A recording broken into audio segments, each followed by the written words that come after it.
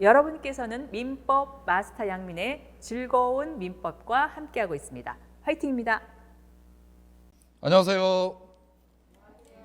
예, 랜드풀에 오신 거 환영하고요. 저희 양민을 찾아주신 여러분께 환영 인사드리겠습니다.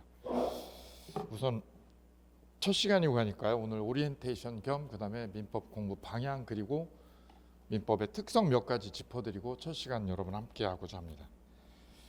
준비한 글 먼저 보도록 하겠습니다. 예, 공부를 처음 하시는 분들도 계실 거고요. 아니면 재도전 하시는 분들도 계실 거예요. 그래서 그분들한테 제 마음을 담은 글을 하나 준비했습니다. 글 잠깐 함께 하도록 하겠습니다. 산을 오르기로 마음먹었으면 조금 늦더라도 끝까지 가는 것이 중요합니다.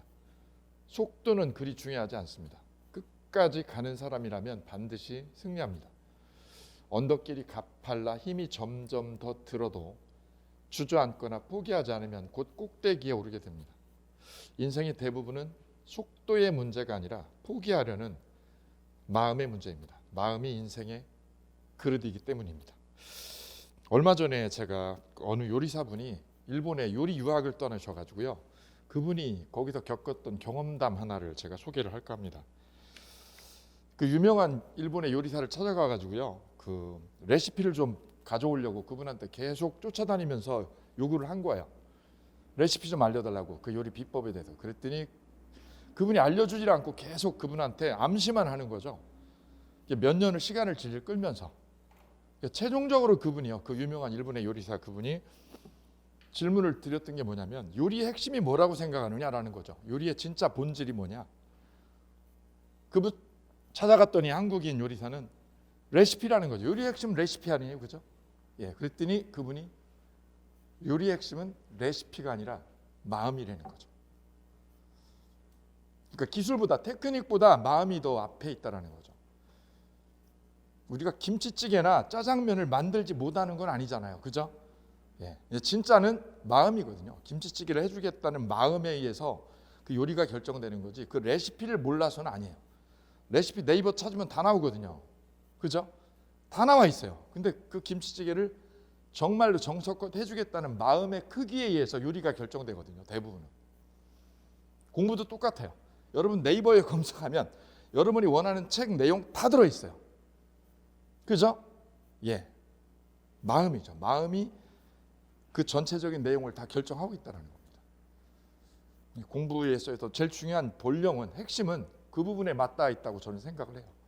어떤 테크닉적인 부분보다 내 마음이 단단하고 견고하면 이 문제는 해결될 수 있어요.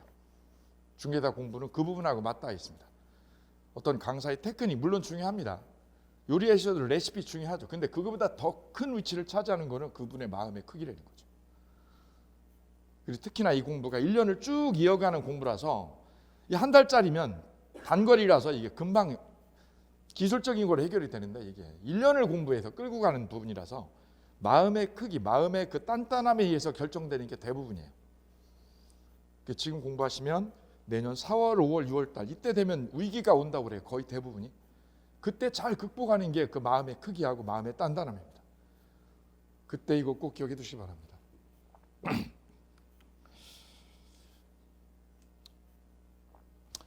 살다 보면요, 인생이 계획대로 되지 않는 경우가 대부분입니다. 그리고 그게 인생이고요, 곧. 제가 뭐 인생을 많이 산 사람은 아니지만 이 부분은 저는 공감을 합니다. 그때 정말 아파가지고 선택한 차선, 그 차선들이 모이고 또 모여서 이루어진 것들이 보니까 나중에는 최선이 되어 있다는 거죠. 이게 인생의 반전이죠. 내가 지금 중개사를 정말 원해서 선택한 건 아닐 수 있어요. 차선이었어요. 근데 그 차선들이 모이고 모여서 어느 순간에 나의 본질이 되어 있다는 거죠. 이 부분을 생각하시면 지금 있는 거가 조금 불만족스러울지 몰라도 나중에 보니까 여기서 엄청난 다른 반전이 기다리고 있는 경우가 많이 있습니다. 이 계획대로 되지 않는데 그러면 공부할 때 계획이 필요 없는 건가요? 필요합니다. 공부에도 설계가 필요해요. 설계가. 계획이 필요합니다. 왜냐하면 계획을 하지 않으면 막 살게 되고 막 공부하게 되거든요. 공감하시나요? 그죠? 계획 필요해요. 계획이. 지금 대장동 사건이 많이 문제가 되는데 그것도 결정적으로 뭐가 좋기 때문인가요? 설계가 잘 돼서 지금 수익률이 몇천 배 난 거 아니에요. 설계가 정말 중요해요. 전체적인 방향을 결정해버리기 때문입니다. 공부도 계획이나 설계가 정말 필요해요. 1차 과목을 어떻게 할지, 2차 과목을 어떻게 할지. 1년 플랜이죠. 1년 설계가 정말 중요하거든요. 이 부분에 의해서 결정이 됩니다. 이 부분 계획이 안 되면 막 공부해요. 막 공부. 닥치는 대로. 이게 제일 위험한 거죠. 중간에 길을 많이 헤매고. 그래서 계획이 꼭 필요하다는 말씀을 드립니다. 그 계획을 입문과정 어느 정도 공부하시죠. 이제 한 달 정도 하시면 전체적인 과목의 윤곽 정도를 알아요. 본질은 몰라도 윤곽은 알게 되거든요. 그때 계획을 세우시면 돼요. 그때. 지금은 계획 세우지 마시고 너무 모르니까 전반적으로. 그래서 입문 강의가 끝나면 그때 전체를 설계하시면 되겠습니다. 1월 달에 뭐를 하고 언제까지 뭐 하고 언제까지 뭐 하겠다는 큰 그림이죠. 큰 그림을 꼭 세워두셔야 돼요. 물론 중간에 어떻게 돼요? 깨져요, 안 깨져요? 아, 깨집니다. 계획대로 안 돼요. 그게 인생이고요. 그죠? 예. 그럼에도 불구하고 우리는 계획을 세워야 되는 거죠. 예. 어젠가 제가 TV를 보다가 재테크 전문가가 나오셔가지고 저축을 집을 살려면 서울에서 집을 살려면 저축을 얼마나 해야 됩니까? 라고 하는 질문을 드리더라고요. 그때 그분은 단호하게 얘기를 해요. 단호하게. 지금 사회생활 초년생한테도 집을 살려면 한 달에 얼마 정도 저축해야 될까요? 한 달에 얼마 정도? 그분은 단호하게 얘기를 해요. 150 이상 저축해야 된다. 그랬더니 옆에 패널들이 출연한 패널들이 아니 월급이 200인데 어떻게 150을 저축합니까? 할 수 있다는 거죠. 할 수 있다는 거예요. 보통 우리가 저축을 할 때 보면 어떻게 하냐면 쓰고 나서 남는 거 저축하죠. 그죠? 그게 아니라는 거죠. 그분은. 바꿔야 된다는 거죠. 저축하고 나머지를 쓰는 거지. 맞아요? 그래야 저축이 돼요. 이어지고요. 그분은 단호하게 5년 안에 1억을 모아야 된다라고 계획을 세워야 된다는 거죠. 중간에 무너지더라도 계획이 있어야 된다는 거죠. 공부도 똑같아요. TV 보고 그 다음에 친구들 만나고 여행 가고 동창회 모임 가고 나머지 시간 공부하는 거 아니에요. 그건 거꾸로 된 거예요. 반대로 하셔야죠. 하루에 몇 시간 공부하겠다라는 계획 있죠. 계획 세우고 나머지를 하셔야 돼요. 이게 원래 본질입니다. 그러니까 몇 시간을 내가 하겠다. 언제부터 언제까지. 이걸 먼저 세우는 거죠. 이거 세우고 난 나머지가 내 자유시간인 거지. 거꾸로 내가 다 쓰고 나서 나머지 TV도 보고 밥 먹고 술 먹고 나머지 시간을 다 쓰고 난 나머지 여가로 공부하겠다. 이러면 계속 밀려요. 순서가 공부가 1순위에 있어야 된다는 거죠. 계획이 필요합니다. 계획. 그 계획이 방향을 결정합니다. 민법을 언제까지 할 건지 어떻게 할 건지가 결정적이에요. 특히나 1차 과목인 민법이 뒤로 한 6월이나 7월에 가서 정리된다 이러면 굉장히 위험한 거예요. 민법이나 6월에 정리가 됐어. 6월에. 그럼 2차 과목을 이때부터 하겠다는 거죠. 그죠? 그럼 6월부터 하게 되면 7월, 8월, 9월, 10월 몇 달 하는 거죠? 넉 달 하게 되죠. 이거 100% 위험한 거예요. 정말 위험한 거예요. 올해 이래서 실패한 분들이 많아요. 이렇게 되면 2차에다가 여기다 막 몰입을 하게 되는데 여기에 몰입을 하게 되면 뭐가 약해져요? 1차가 무너지게 돼 있어요. 왜? 암기했던 것도 이해했던 거 이쪽으로 가면서 다 놓치게 돼요. 결정적으로 이걸 땡기셔야 돼요. 1차를 이렇게 6월 달쯤 애매한 데 갖다 놓으면 안 된다는 거죠. 이걸 땡기셔야 돼요. 3월 아니면 4월에 1차가 정리가 돼야 된다는 거죠. 이게 청결 문제입니다. 이 부분을 설계를 잘 해두셔야 된다는 말씀 드립니다. 설계나 계획이 전체 합격의 중요한 변수가 된다는 거죠. 이 부분 다시 한번 강조드립니다. 그리고 제 강좌는 이렇게 진행이 됩니다. 정규 강좌하고 마무리 특강 강좌 이렇게 나눠지는데요. 여기 보실까요? 지금 초보 입문 강좌 들어왔어요. 11월 한 달 합니다. 11월 한 달. 그리고 기본, 심화, 문제풀이, 마무리 이렇게 4단계로 되어져 있어요. 자, 여기 이제 우리 함께 하시게 되고요. 기본 이론을 12월, 1월, 2월 그래서 총 3개월 하게 될 거예요. 지난해하고 결정적인 프로그램 변화를 줬어요. 우리 랜드프로 전체적으로. 지난해는 2달 했어요. 여기요. 기본 이론을 11월하고 1월 2달 했는데 올해 3개월로 확 늘렸어요. 이유는 기본을 단단하게 하기 위한 작업이에요. 여기 3개월이라는 점 다시 한번 강조드립니다. 대부분 회사에는 이 2달로 되어 있어요. 여기 3개월로 확 늘렸다는 것은 기본 이론이 먼저 단단해져야 이쪽으로 넘어가기 때문입니다. 그래서 3개월 합니다. 3개월. 예, 여기서 승부 낼 거예요.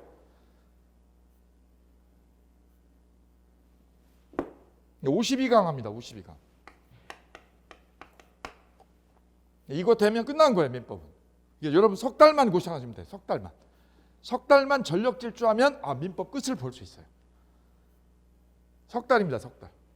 여기 이제 심화 과정에서 한 14강 정도 하는데 여기서는 이제 좀 어려운 것들, 어렵고 힘든 것들만 뽑아서 할 거예요. 여기서 다루기 좀 어려우니까. 두 개 합치게 되면 66강 정도 됩니다. 이러면 민법 완성해요. 그 뒤에는 뭐 하는 거예요? 연습하고 반복하는 거예요. 요거 2달만, 요 석 달이죠. 석 달만 잘 넘겨주시면 되겠다는 말씀. 이제 문제풀이는 뭐 하는 거냐? 여기서 공부하셨던 내용들 연습하는 거예요. 연습.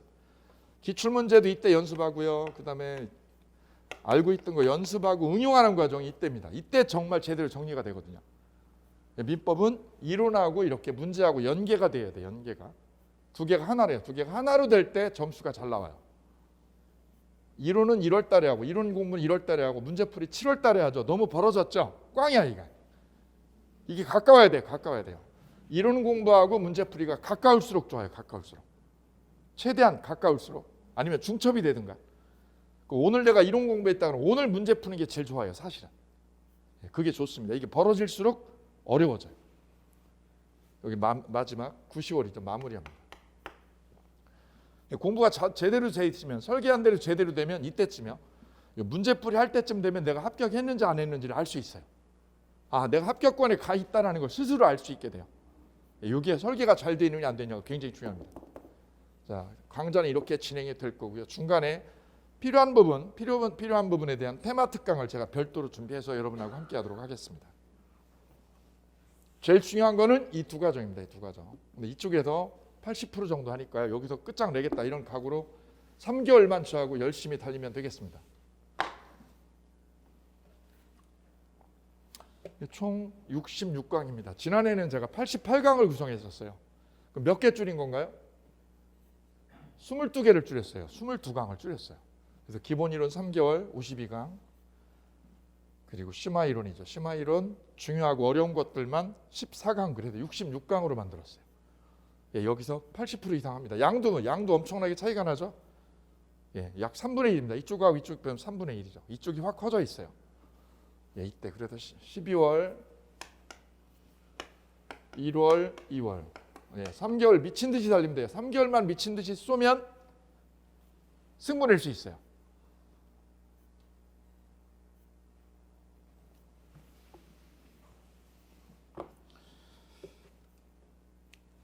구체적인 내용 전개를 잠깐 보도록 하겠습니다. 민법이요. 4개 분야로 되어 있거든요. 4개 분야로. 그 4개 분야가 어떻게 쪼개져 있는지 잠깐 개요를 보도록 하겠습니다. 이 민법이라는 게 민자가 무슨 민자인가요? 백성민자예요. 그죠? 백성민 할 때 그 민은 개인하고 개인 간에 분쟁이 생겼을 때 그 분쟁을 민법천 또는 대법원 판례로 해결하는 과목, 이게 민법이에요.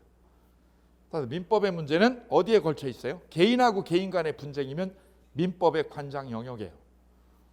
민법을 대표적인 사법이라고 그래요. 사법이라는 뜻은 뭐냐면 분쟁의 주체가 누구라는 거죠? 개인끼리라는 거죠. 이분하고 저하고 분쟁, 이게 민법 문제예요. 이분이 임대인, 제가 임차인, 이분하고 저하고 권리금 가지고 다투고 있다. 이거 민법이에요. 민법 문제예요. 근데 공법 관계는 어때요? 국가하고 개인하고 문제예요. 국가가 개인한테 어떤 행위를 하라 하지 말아라고 요구하거든요. 누가 요구하는 거죠? 국가나 행정청이에요. 국가나 행정청하고 개인하고 문제. 이거 공법 관계라고 그러죠. 이게 방향이 완전 다른 거예요. 그래서 공법 관계는 행정청이, 국가가 개인한테 뭘 해라 하지 마라 요구하는 관계고, 민법 관계는 개인하고 개인 간의 권리에 관한 다툼입니다. 그래서 민법의 관장 영역은 많아요. 우리 생활 속에 많이 포진해 있어요. 권리금 가지고 싸우죠. 임대료 가지고 싸우죠. 그죠? 소유권 가지고 분쟁하죠. 굉장히 많아, 민법의 영역은. 민법이 굉장히 방대하다는 것은 뭐냐? 우리 분쟁의 요소들이 우리 주변에 많이 깔려 있다는 뜻이에요. 그 민법을, 그 많은 민법을 어떻게 나눠 가지고 전개하느냐, 이렇게 전개를 해요. 자, 가박 우리 둘이 만나 가지고 분쟁하죠. 그 분쟁의 주체가 누구죠? 개인이죠. 개인하고 개인끼리 분쟁하면 무슨 영역? 민법, 사법이죠. 사법은 바로 민법의 관장 영역이에요. 이게 민법전에 들어 있어요. 민법전에 없으면 뭘로 해결하고요? 판례로. 그럼 판례라는 게 왜 나온 거냐면 민법전에 이 많은 분쟁을 다 담아 놓을 수가 없거든요. 일일이 다 적어 놓을 수 없는 거예요. 그 법전에 없는 것들이 많아. 없는 게 많으면 그걸 뭘로 해결해요? 판례로. 대법원 판례로. 소송해 가지고 판결로 해결하는 거지. 그게 판례라는 거죠. 그래서 민법은 두 가지죠. 두 가지의 요소로 구성되어 있어요. 민법전하고 판례 두 개를 공부하는 거야. 우리 책을 받으시면 두 가지야. 다 책에 쫙 깔려 있는 게 이 두 가지예요. 민법전, 법조문이죠. 법조문하고 판례가 쫙 나오게 돼요. 순서대로 막 나와. 이걸로 해결하기 때문입니다. 두 가지로. 그럼 어떻게 나눠서느냐? 우리 개인과 개인 간의 분쟁을 우리 민법전 어떻게 나누냐면 이렇게 네 개로 나눠놨어요. 나눠볼게요. 첫 번째 볼까요? 첫 번째. 자, 소유자가 사용권을 영구히 포기할 수 있는. 자, 볼까요? 내가 부동산을 소유하고 있다. 부동산을 뭐 하고 있다? 소유하고 있다. 소유한다는 말은 무슨 뜻인가요? 내가 부동산을 뭐 하고 있어요? 소유하고 있어. 소유권을 가지고 있다는 거죠. 소유권을 가지고 있다라는 것을 우리 민법 213조는 이렇게 적어놓고 있어요. 소유자는 소유권을 가지고 있다는 거죠. 소유권을 가지고 있다는 것은 물건을 사용 수익을 하고 뭐까지요? 처분까지 할 수 있는 거야. 따라서 물건에 대한 소유권을 가지는 사람은 두 가지 권능이 있다는 거예요. 두 가지 권능을. 내가 집을 가지고 있다, 소유하고 있죠. 핸드폰을 가지고 있다, 소유하고 있죠. 차를 가지고 있다, 소유하고 있죠. 이걸 소유권이 있다고 그래요. 우리 민법 213조에 소유자는 법률의 범위 내에서 물건을 뭐 할 수 있냐면 사용 수익을 할 수 있고 뭐까지 할 수 있어요? 처분까지 할 수 있는 거. 이게 소유권이에요. 내 차, 내 마음대로 내가 쓰는 거지. 그리고 내가 원하면 뭐 할 수 있어? 내 차니까 처분할 수 있죠. 이게 소유권의 본질이에요. 따라서 소유권이 있다는 것은 두 가지 권능을 가져야 돼요. 뭐하고 뭐를 가져야 돼요? 사용 수익권과 그 다음에 뭐를 가져야 돼요? 처분권. 두 가지를 가지고 있으면 내가 소유하고 있다라고 하는 거야. 이해되셨나요? 예, 앞으로 내가 소유권이 있다는 것은 두 가지가 있어야 되는 겁니다. 두 개요. 이거 암기하시면 되는 거죠. 뭐하고 뭐가 있어야 돼요? 예, 간단하죠. 내가 집을 가지고 있어. 이거 있어. 내가 쓰죠. 처분하죠. 원하면. 그런데 여기 잘 보세요. 앞쪽에 보시면 뭐를 포기하는 거죠? 사용권이라는 건 위에 거예요, 밑에 거야? 위에 거. 이거를 어떻게 하는 거? 영구적으로 포기하는 게 되냐 이거지. 이거를 영구적으로 뭐 하는 거? 포기하는 거. 그럼 이걸 포기하게 되면 뭐만 남아요? 이것만 남죠. 이런 소유권은 우리 민법전이 허용을 하지 않아요. 그래서 소유권이 있으려면 전제 조건으로 뭐하고 뭐가 있어야 된다고? 두 가지 권능이 있어야 되는 거지. 근데 뭐를 날려버리게 되면 사용 소유권을 포기해서 날려버리게 되면 뭐만 남으니까 이런 소유권은 우리 민법전이 허용할 수 없다라는 거지. 됐죠? 예. 이걸 우리 물권법에도 공부를 하게 돼. 물권이라는 파트에서 소유권이 뭐냐? 어떤 내용을 담고 있다 이런 거. 두 번째가 보실까요? 전세권 설정을 했어요. 전세권 설정은 누가 하는 건가요? 전세권 설정 누가 하는 거예요? 집 주인이 하는 거예요? 세입자가 하는 거예요? 생각해보죠. 전세권 설정 해보죠. 전세권 설정.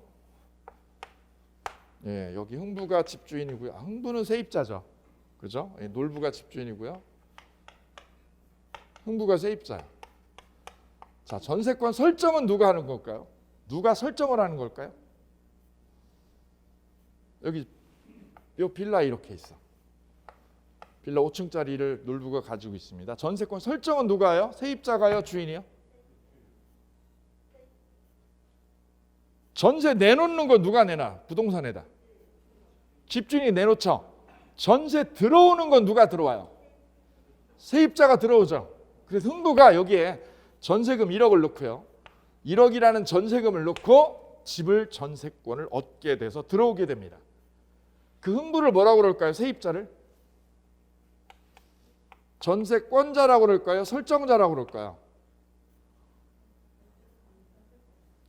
전세권자라고 그래 이쪽으로요. 세입자가 전세권이라는 권리를 얻은 거야. 그래서 집을 쓰겠다는 거죠. 뭐를 내고 쓰겠다고요? 1억을 내고 집을 쓰겠다. 계약 기간 동안. 그래서 전세권자가 세입자야. 주인은요. 주인은 전세를 뭐 한 거죠? 설정한 거죠. 내 집에 전세를 놓은 거야. 그러니까 주인을 전세권 뭐라고 그래요? 설정자.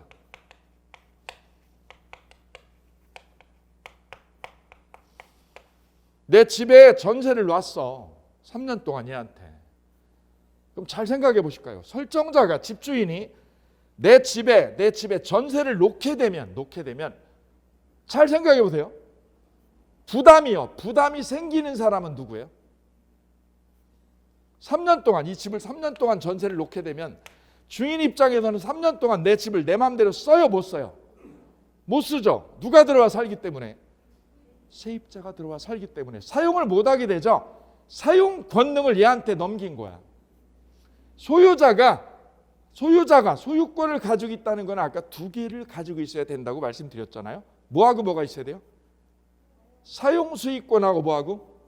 처분권. 두 개를 가지고 있는 게 소유권이죠. 예. 근데 얘가 전세금 1억을 받고 얘한테 뭐를 주는 거야? 얘한테 사용수익권을 얘한테 주는 거라고. 뭐를 준다고요? 사용수익 권능을 주는 거야. 사용수익권을 사용하라고. 사용권을 주는 거지. 사용권을. 대신에 뭐를 받고? 1억을 받고 1억 받고 사용권을 얘한테 주는 거지. 서로 딜을 한 거지. 전세권자 흥무는 뭐를 주고? 돈을 주고 전세금을 주고 얘는 뭐를 주고? 사용권을 준 거지. 서로 딜을 한 거지. 딜을. 그러면 이제 질문. 부담이 생기는 거냐? 이 3년 동안 부담이 생긴 건 누가 생긴 거야? 얘가 부담이 생긴 거야. 사용수익권을 얘한테 넘겨서. 그죠? 그래서 전세권을 뭐 했다고 표현해요? 설정했다라는 거는 전세권의 부담을 아는 거야, 주인이. 설정자는 뭐를 아는 거라고요? 부담을 안았다. 뭐를 안았다? 부담을 아는 사람이다. 그러면 이 전세권자는 언제까지 쓸 수 있는 건가요? 계약 기간 동안. 그죠? 쓰고 주인은 그럼 뭐 돌려주고? 계약 끝나면 전세금 주고 전세금 빼주고. 세입자는 집 빼주고 전세권 등기되어 있어요. 전세권은 필수가 등기가 되어 있어야 돼요. 이 등기를 어떻게 해주고요? 없애주는 거. 없애주는 거를 민법에서 말소해준다라고 표현을 해요. 세입자는 전세권 등기된 거를 뭐 해주고요? 말소시켜주고. 주인은 뭐 빼주고? 돈 받은 거 빼주고. 이러고 해결이 되는 거죠. 이때 계약 기간이 몇 년이라고 돼 있죠? 3년이죠. 3년이 될 때까지요. 서로 말이 없으면 어떻게 되나요? 서로 말이 없어. 끝났는데. 끝날 때까지 뭐가 없으면 말이 서로 없어. 그럼 말이 없다는 거는 만약에 이 주인이 내보내고 싶었다면 어떻게 했을까요? 미리 연락을 했겠죠. 미리 빼달라고 얘기했을 거예요. 그죠? 비워달라고. 근데 말이 없다는 말은 뭐야? 나가라는 거야? 그냥 연장해달라는 거야? 그냥 연장해주겠다는 의사가 속에 녹아있는 거야. 그래서 말이 없으면 끝나는 거예요? 연장하는 거야? 연장하는 거죠. 이를 법정갱신이라고 그래요. 무슨 갱신이라고 그래요?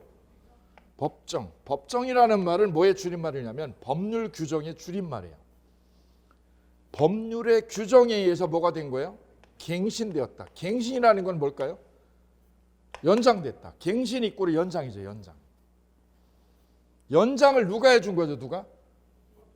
법률의 규정에서. 법정할 때 법정이 저 재판장이 아니라 법률의 규정으로.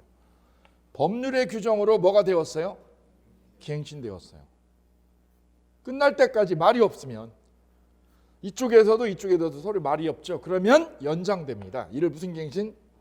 그럼 몇 년이 될까요?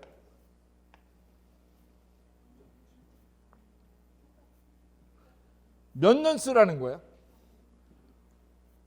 서로 말을 했어요? 말이 없어요? 그죠? 그럼 이 사람 생각하고 이 사람 생각이 똑같을까요? 다를까요? 다르죠? 그럼 분쟁 생길 수 있죠. 이분은 뭐라고 생각할 수 있어요? 아, 그러면 내가 3년 동안 또 쓰는 건가? 이럴 수 있죠. 그죠? 이럴 경우를 대비해서 법이 규정을 해놓았어요. 민법전에. 여기 민법전에 이럴 경우에 이렇게 해결하십시오라고 미리 정해놨어요. 법전에다가. 이럴 때는 어떻게 해결해요? 종전에는 몇 년이었어요? 3년이었죠. 전세금은 얼마고요? 1억. 이렇게 되면 법에 의해서 갱신이 되면 전세금은 동일해요. 전세금은 1억으로 똑같아요. 1억으로 그대로 되는 거고 기간은요. 기간은 전하고 똑같으면 몇 년이 될까요? 3년이죠. 근데 법은 이럴 경우에 이렇게 적어놓고 있어요. 요거 조심하셔야 되는 거죠. 뭐라고 적어놔요? 기간 없는 걸로요. 뭐가 없는 거? 기간 없는 걸로 이렇게 처리해버립니다. 법에 의해서. 3년이 아니라. 이게 민법전에 나와 있어요. 이런 관계가 물권법이라는 파트에서 우리가 만나게 됩니다. 또 세 번째 보실까요? 저당권 설정한다. 우리가 은행에서 대출을 빼내잖아요. 그럼 빼내려면 은행은 담보를 요구해요. 그렇죠? 그럼 여기서 한번 똑같은 질문을 또 드려보죠. 지금 빌라 주인이 누구였어 위에서? A. 놀부가 주인이었죠. 그럼 놀부가 내 빌라를 가지고 은행에 가서 담보대출을 일으키려고 그래요. 일으키려고 그러면 저 흥부는 저 놀부는요. 저당을 설정해야 되죠. 그죠? 저당 설정해서 담보로 집을 넣고요. 담보로 집을 넣고 돈을 내가 융통을 3억을 한다 이거지. 그럼 저당을 설정하는 사람이 누구예요? 주인이에요? 은행이에요? 자, 여기다 똑같은 내용을 적어볼게요. 저당권을 뭐하는 사람? 설정하는 사람. 설정한다는 거는 내 부담을 지는 거야. 내 빌라에 부담을 지는 거야. 그죠? 은행에다가 담보를 열어두는 거니까. 그죠? 누가 설정을 하는 거죠? 주인이 저당을 설정하는 겁니다. 그럼 은행은요? 은행은 뭘 취득하는 거예요? 저당권을 저 빌라에다가 가져오는 거죠. 저당권을 취득한다라고 그래요. 그래서 이런 표현을 하게 되는 거죠. 저당권자가 바로 은행이 되는 겁니다. 은행이. 집주인은 뭐가 되고요? 저당권 설정자가 되는 거죠. 이제 자리 잡았죠. 설정자, 은행은 뭐가 되고요? 저당권자가 되는 거야. 그럼 은행은 잘 보세요. 은행은 저 빌라에 대해서 사용권을 가져오는 거예요. 은행은 사용권 가져야 안 가져요? 안 가져요. 그럼 은행은 저 빌라에 대한 무슨 권능을 가져와요? 처분권을 가져와.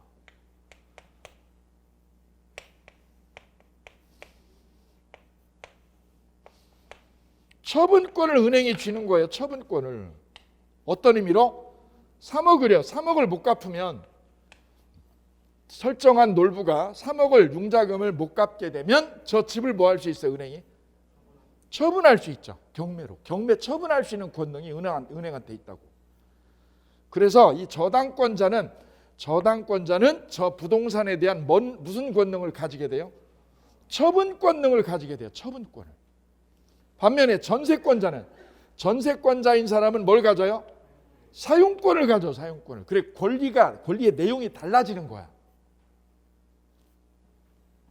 그래서 전세권자는 부동산이 있으면 부동산에 무슨 권능을 가지게 돼요? 사용권을 가지게 되죠. 그래서 전세권자를 뭐라고 그래요? 용익물권이라고 불러요. 전세권자는 뭐라고 불러요? 용익. 사용 수익하죠. 사용 수익하니까 용익물권이라고 족보를 붙여요. 족보를. 야, 전세권자 너는 본질이 뭐 하는 거야? 부동산을 뭐 하는 거야? 쓰는 거죠. 쓰는 거야. 그래서 무슨 물권? 용익물권이라고 붙이게 되고, 저당권자는 사용수익이 본체가 아니라 뭐 하는 거죠? 처분하는 거예요. 못 갚으면 너 집 처분해 버릴 거야. 경매로. 경매처분권이라고 그래. 경매처분권. 그래서 이 저당권자는 담보물권이라고 표현해요. 무슨 물권이라고? 담보물권이라고. 이 집을 담보로 쥐고 있어. 그래서 무슨 물권? 담보물권. 담보물권은 집을 뭐 하는 거죠? 무슨 권능을? 처분권능을 쥐고 있는 거야. 처분권능을 쥐고 있는 저당권자를 담보물권. 사용권을 쥐고 있는 전세권자는 무슨 물권? 용익물권. 그러니까 물권을 이렇게 나눠요. 그럼 소유권은 뭐하고 뭐를 가지고 있어요? 사용권하고 처분권을 다 가지고 있죠. 그래서 소유권이 가장 완전체예요. 완전체.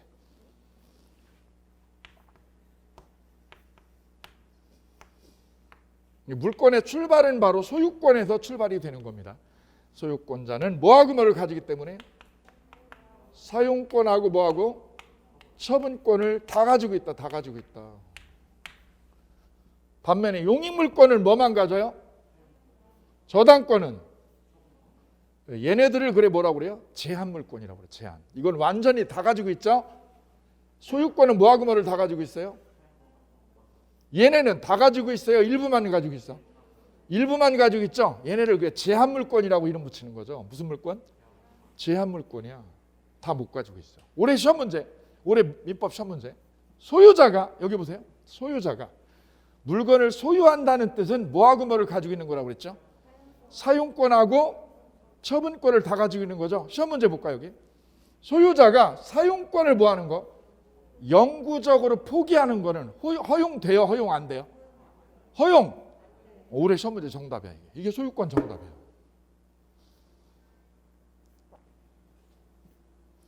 그리고 전세권이요. 기간이 만료되면 법에 의해서 연장해줘요? 안 해줘요?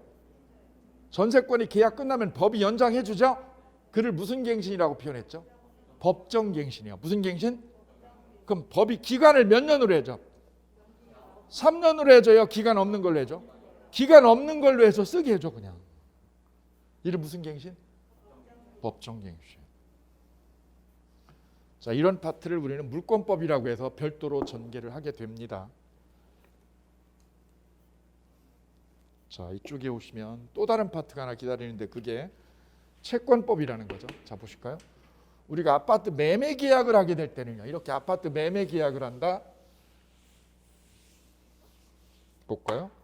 이 빌라를 내가 10억에 매매하기로 합의했어. 10억에 매매하기로. 그리고 계약금은요 1억을 교부했어.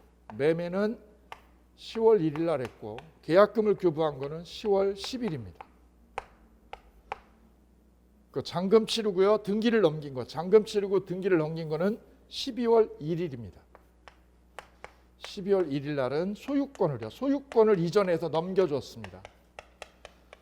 보통 우리가 매매 계약이 이루어지는 과정을 보면 이렇게 진행이 돼요. 맨 첫 단계에서는 뭐를 하게 돼? 첫 단계는 매매 계약 합의를 해요. 매매 합의를.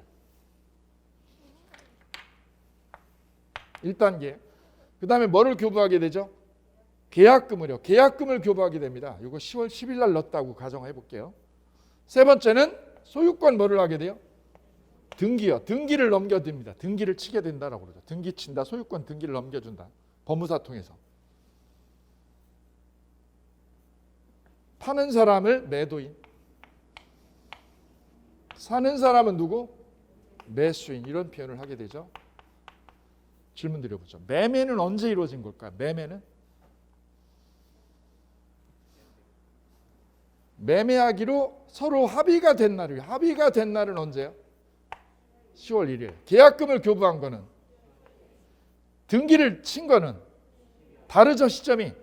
매매가 이루어진 건 언제요? 공부를 안 하면, 민법 공부 안 하면 우리 일상생활에서 매매는 언제 이루어졌다고 그래요? 계약금 그런 날이죠. 이게 아니에요. 민법에서 말하는 매매는 부동산을 돈 얼마에 거래하기로 합의가 된 날 매매가 된 거예요. 따라서 매매 계약은 언제 이루어진 거예요? 합의 시에 된 거예요. 합의 시에. 계약금을 교부한 날 되는 게 아니에요. 그럼 계약금은 왜 걸을까요? 증거금이에요. 매매가 이루어졌다는 증거금으로 교부하는 겁니다. 증거금. 계약금은 왜 걸어요? 증거를 남기려고. 증거죠, 증거가 있어야 되니까. 아니면 우리는 계약금 안 걸면 뭐를 해요? 계약서를 쓰죠. 그것도 다 뭐를 위해서요? 증거를 위해서, 증거를. 조심할 거는 뭐죠? 계약금을 교부할 때 매매가 되는 게 아니라는 거죠. 언제 이루어지는 거죠? 합의가 되면, 서로 합의하면 매매가 된 거야. 합의가 되면. 계약금 교부해야 되는 게 아니죠. 계약서 써야 되는 거죠. 그죠? 자, 보세요. 제가 올해 펜션을 하나 샀거든요. 잘 볼까요?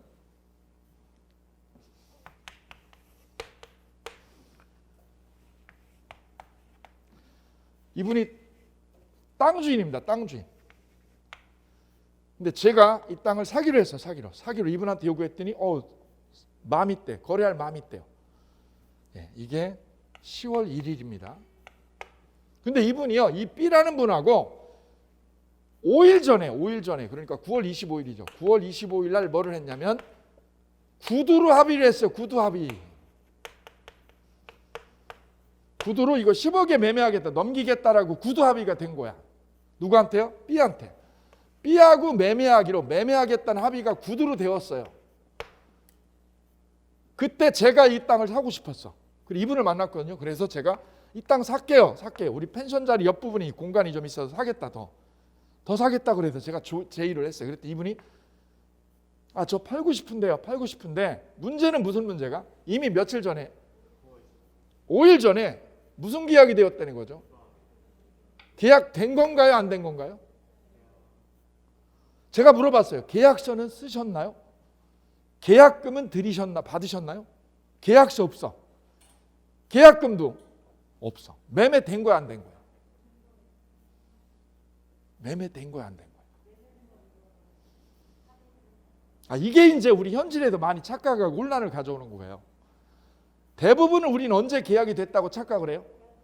계약금 치고 계약서 써야 된다고 그러죠. 그죠? 부동산에서는 그렇게 얘기하거든요. 그거는 순전히 뭐 때문에 그런 거예요? 증거 때문에 그래요. 계약서를 쓰는 거는 뭐 때문에 쓰는 거예요? 증거 때문에 쓰는 거예요. 증거 남기려고. 계약금도 왜 거는 거예요? 증거 남기려고. 증거금으로 계약금을 받는 거예요. 대부분은.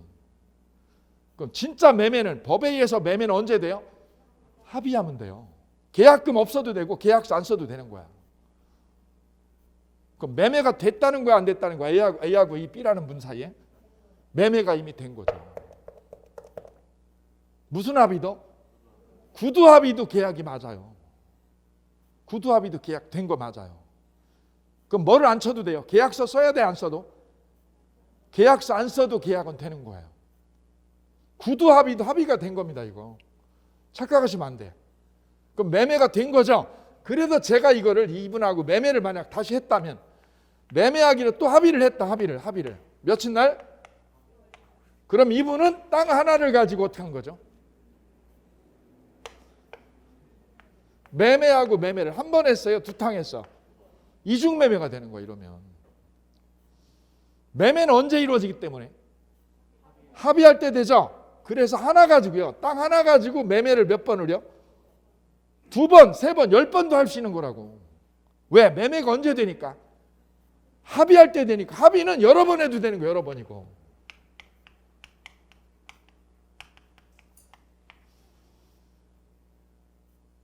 그래서 제가 요구를 했어요.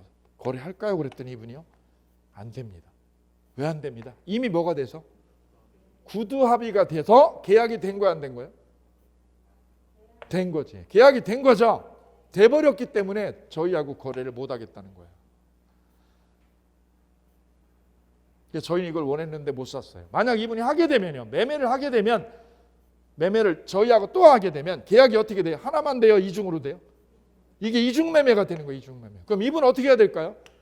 이중 매매가 되면, 이분하고도 매매하고 저희하고도 매매가 되면 이분은 어떻게 될까요? 계약은 돼야 안 돼? 이중으로. 지금 했어요. 계약은 언제 된다고? 합의하면 된다고. 합의하면 되는 거야. 등기 안 치고 합의만 하면 매매가 된 거라고. 된 거라고, 안 된 거라고? 된 거라고. 여기하고도 합의하고 여기도 합의하고 된다고.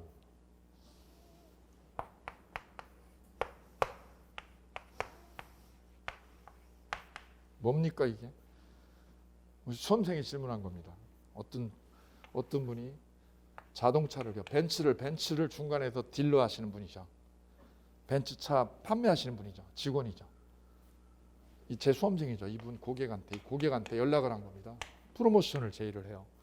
벤츠 1억 5천짜리인데 사모님한테만 특별히 뭐라고요? 6천만 원의 프로모션 제공합니다. 이렇게 아주 좋은 조건으로 1억 5천인데 반값도 안 되죠. 그죠? 와보시라고, 여기 객장에 와보시라고 시승해드립니다. 1억 5천인데 지금 얼마에 해드리겠다고요? 6천에 해드리겠대요. 얼른 달려갔죠. 달려가서 시승하니까 너무 좋아. 그죠? 얼른 냉큼 계약을 했죠. 계약은 언제 이루어진다고? 합의할 때. 그죠? 그때 이분이 뭐라고 제시했냐면 차는 한 달 뒤에 인도가 됩니다. 한 달 뒤에. 단 오늘 어떻게 하셔야 됩니다? 계약금을 선불로 3천 줘야 됩니다. 3천만 선불로 주면 한 달 뒤에 차량이 사모님한테 인도가 됩니다. 오케이. 그래도 이 사모님은 얼마짜리니까요? 반값이죠. 그래서 3천을 이분은 드리고 한 달 뒤에 기다리고 있습니다. 그럼 이분은 아직 차 드렸나요? 안 드렸나요? 차는 언제 인도해요? 1개월 뒤에 인도를 하면 되는 거죠. 그죠? 그 사이에 A는 또 뭐 할 수 있어요? C라는 사모님을 또 불러다가 또 매매를 하면 되는 거죠. 이 작업 또 하면 되는 거죠. 또 합니다. 이렇게 3천 또 받고 한 달 기다리면 돼요. 한 달 뒤에 차량 인도합니다. 그럼 3천 또 들어왔죠. 여기도 얼마 들어왔어요?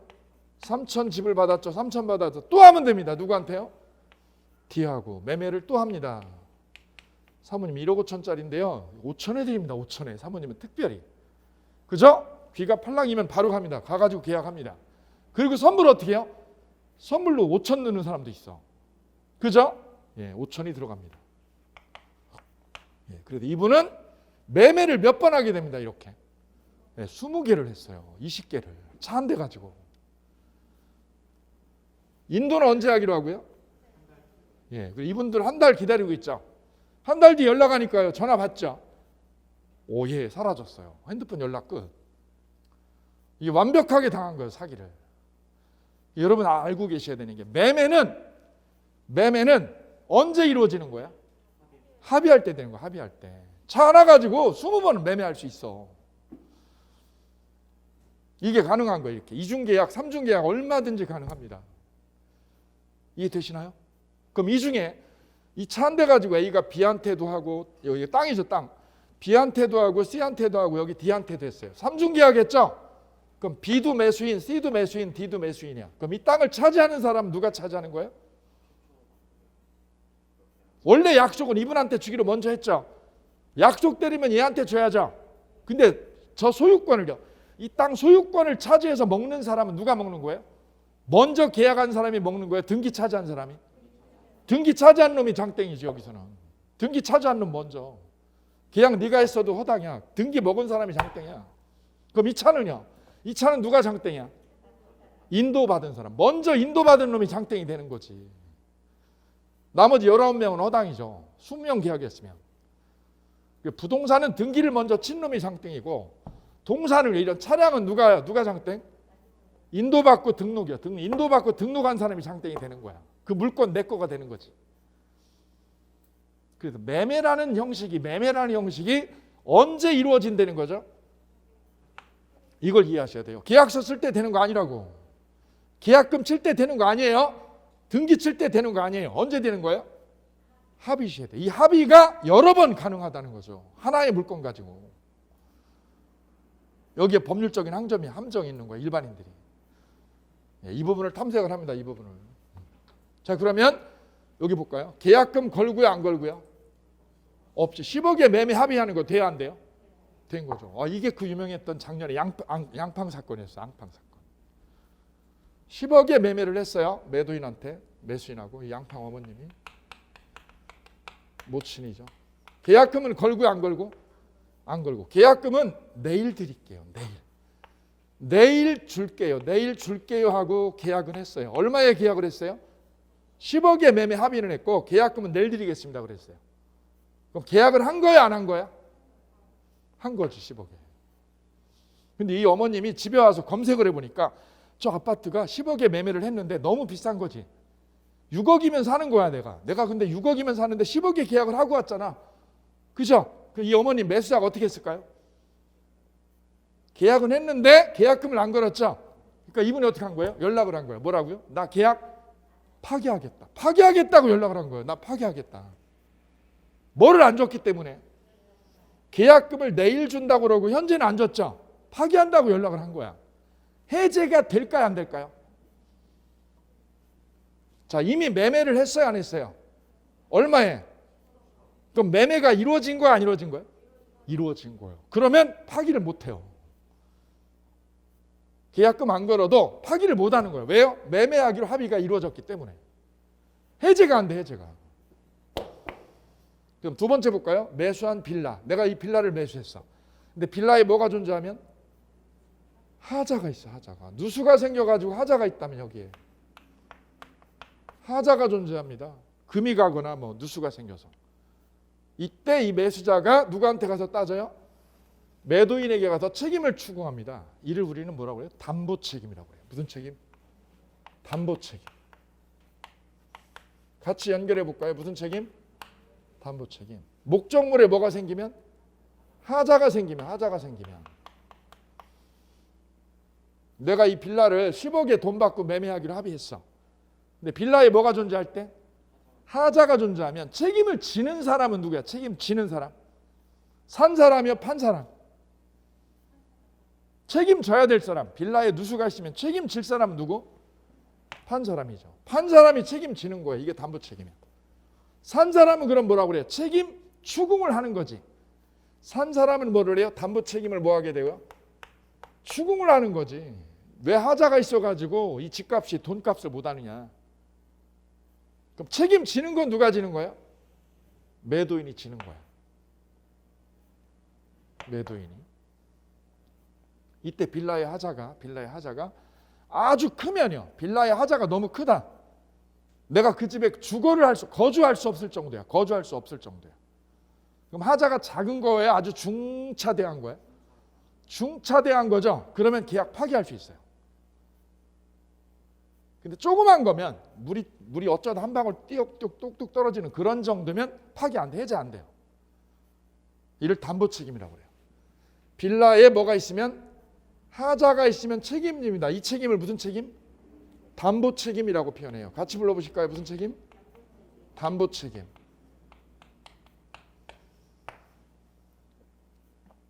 자, 이런 논의들은 우리가 채권법이라는 별도의 장에서 만나게 됩니다. 이 채권법은 이 계약관계죠. 계약관계를 규율하는 거예요. 저 물권법은 소유권 같은 물권관계, 물권관계를 규율하면 물권법. 그 다음 이쪽에 보시면 특별법이라는 게 또 하나 나오게 돼요. 보실까요?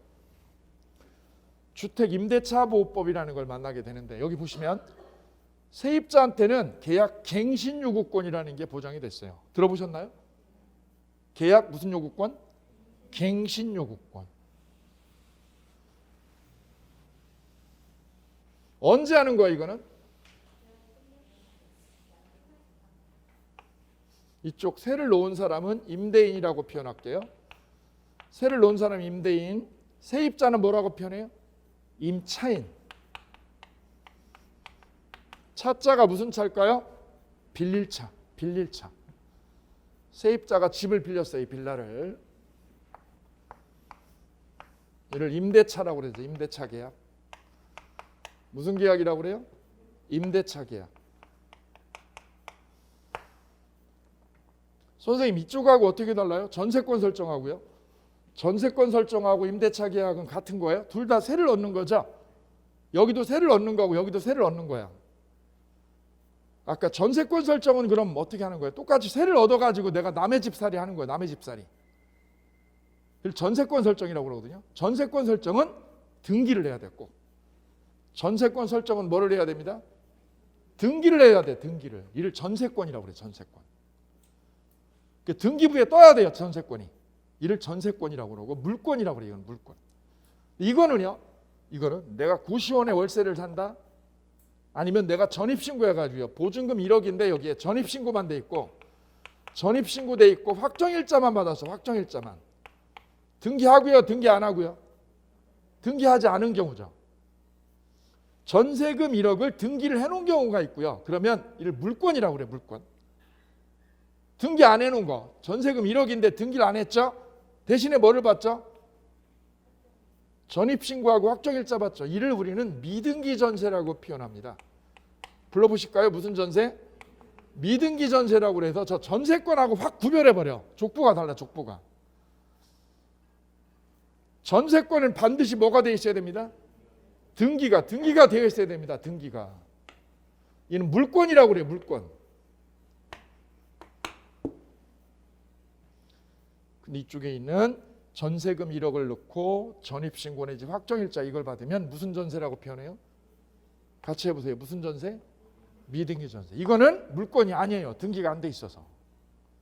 얘는 특별히 어디서 다루게 돼요? 어디서? 특별법에서 다루게 돼요. 특별법.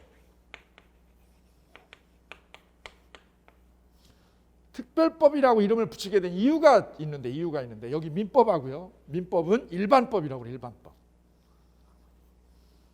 특별법하고 일반법하고 차이는 서로 이게 충돌이 되면 특별법이 먼저 적용이 돼요. 일반법하고 뭐하고 충돌이 되면 특별법이 상충이 되잖아요. 상충되면 뭐가 우선? 특별법이 우선해서 작동하게 된다는 거죠. 이를 특별법 우선의 원칙이라고 얘기를 해요.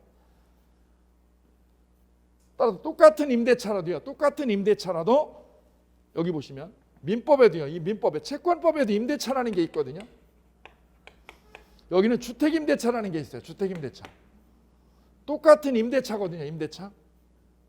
채권법에도 있고 주택임대차에도 있어요. 그러면 민법은 일반법이거든요. 일반법. 주택임대차는 어디에 들어가요? 특별법. 그럼 이 두 가지가 상충이 되면 뭐가 먼저 적용한다는 거죠? 예, 주택임대차가 먼저 작동이 돼요.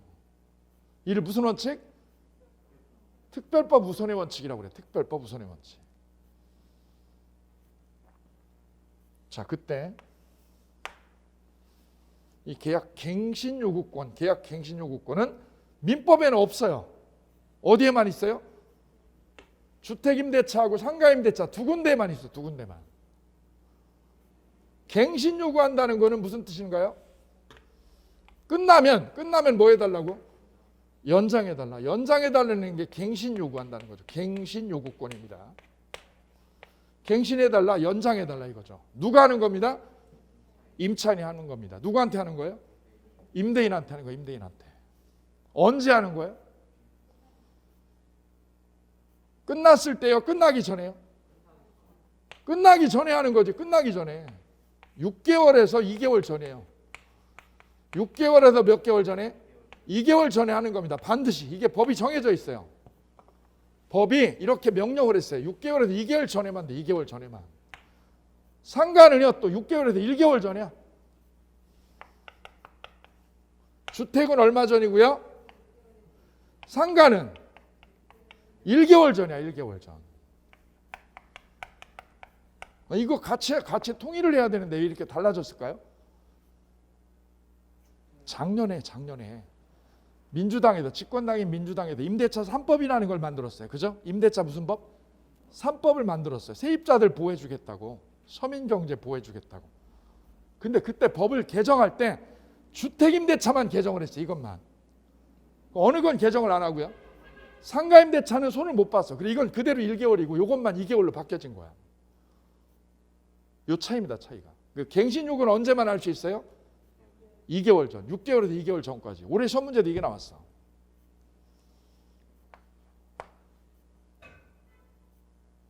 그럼 갱신요구는 몇 번 할 수 있는 거예요? 몇 번? 한 번이요? 여러 번이요? 한 번만 할 수 있어. 한 번만. 여러 번이 아니라 한 번에 한 번만. 한 번만 할 수 있어요. 여러 번이 아니라. 그럼 우리 주택임대차보호법은 임차인한테 법이요. 2년을요. 최소 2년 보장해요. 최소. 최단기를 몇 년 보장해요? 2년을 쓰게 법이 보장을 해놨어요. 근데 갱신을 요구하게 되면 몇 년을 또 써요? 갱신 요구하게 되면 2년을 또 보장해요. 2년을요. 2년 보장을 합니다. 그 법이 보장한 최단 기간이 몇 년이고요? 2년. 이건 무조건 2년이야. 무조건 법이 2년 보장한 거야. 세입자한테. 이사 자주 안 가시도록 2년을 무조건 보장한 거고 세입자가 2년 끝나기 몇 개월 전에요? 2개월 전에 무슨 요구를 하게 되면? 갱신 요구를 하게 되면 몇 년을 또 쓰게 돼요? 2년을 또 보장해줘. 그래서 몇 년을 살게 되는 거죠? 최소 4년을 보장한다는 거예요. 2년하고 또 2년. 그래 4년 보장이야. 2+2라는 게 이거죠. 주택은요, 세입자가 최소 몇 년을 살 수 있어요? 4년 동안 살 수 있어. 4년 동안.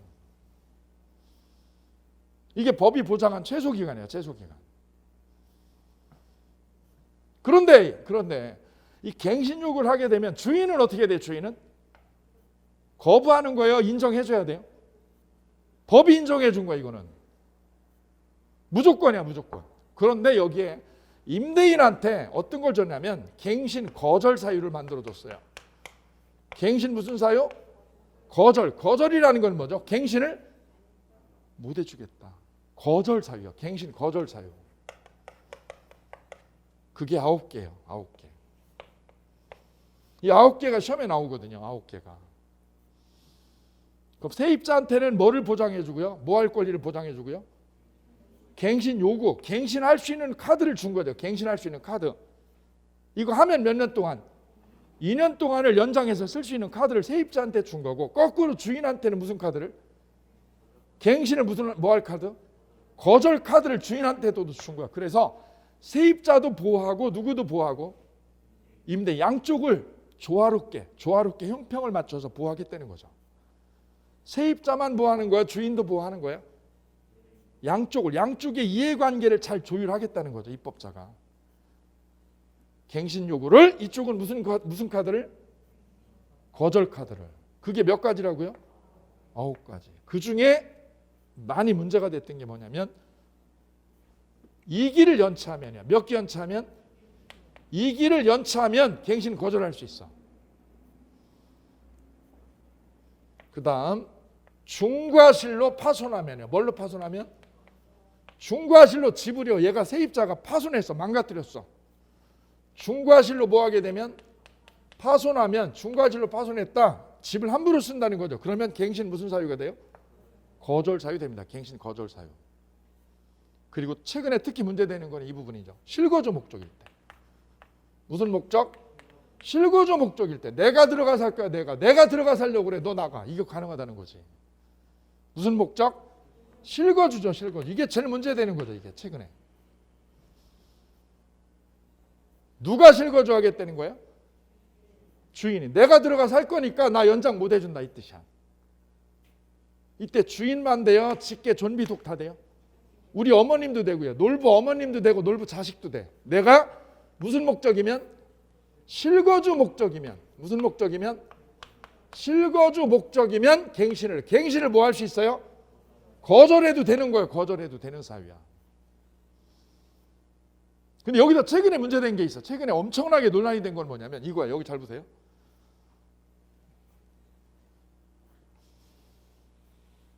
갱신 요구는 누가 하는 거예요? 임차인이 하는 거죠. 갱신 거절은요? 이 논리적 메커니즘을 잡으셔야 돼요. 논리적 메커니즘을. 그냥 암기 아니에요. 이건 민법은. 보시면 민법은 암기 같지만 암기가 아니에요. 저변에 깔려있는 거는 이해가 먼저 전제가 되셔야 돼요.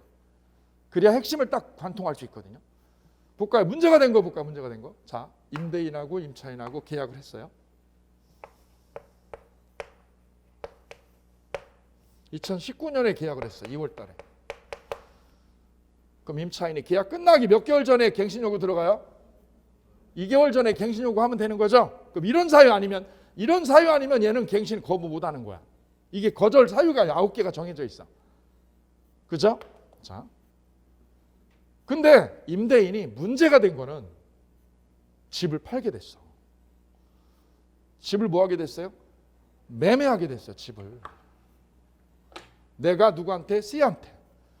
이 빌라를 C한테 매매를 하게 됐다는 거지.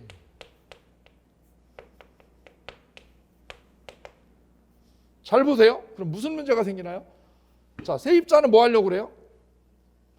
갱신해서 들어가 살려고 그러죠. 갱신해서 연장하려고 그래. 연장. 그러면 세입자가 갱신 요구하게 되면 들어가 연장해서 살 수 있죠. 이때 조심. 주인이 뭐 하려면, 갱신을 뭐 하려면 거절하는 이런 사유가 있어야죠. 이 길을 얘가 연체했다든지 중과실로 파손했다든지 아니면 뭐 하려고 그럴 때 실거주 목적 있으면 얘가 거절해도 되죠.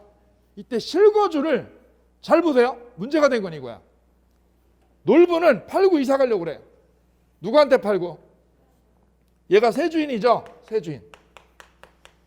새 주인한테 팔고 얘는 떠나려고 그래. 이해되세요?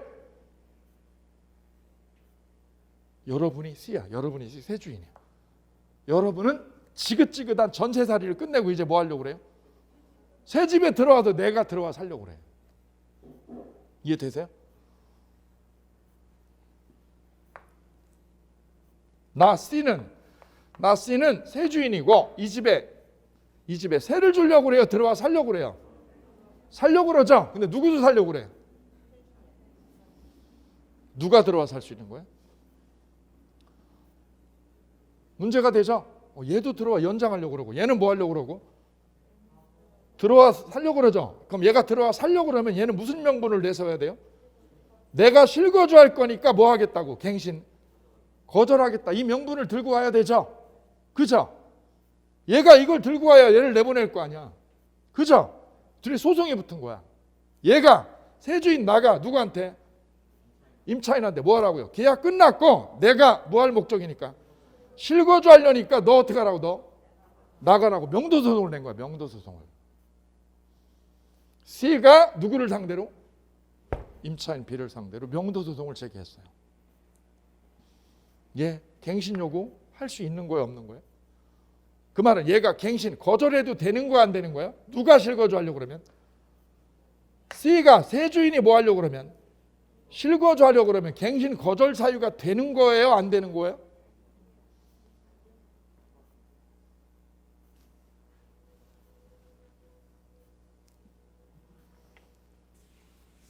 자, 이거 본강의에서 하게 될 거예요. 자, 여기 판례가 판례는 법원 판례는 1심 판례가 있고 2심하고 대법원 이렇게 나눠지거든요. 3심제라서.